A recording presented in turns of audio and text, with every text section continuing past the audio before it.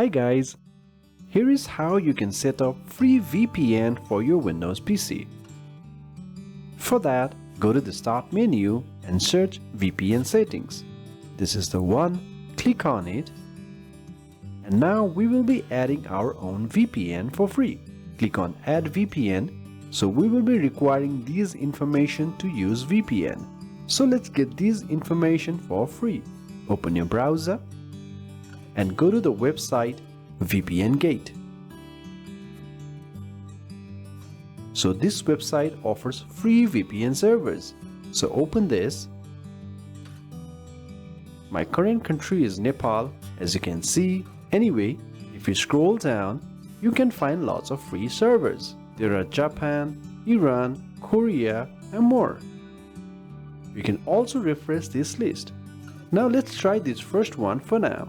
We will be using this MS SSTP connection, and here is the SSTP hosting provided. Let me copy this and in here paste it on the server name or address. Give any connection name you want. I will say Japan VPN. On this VPN type, we will be choosing the same SSTP. And for the signing info, we will use the username and password. The username is VPN and the password is also VPN. Here is the username and password details. And save this.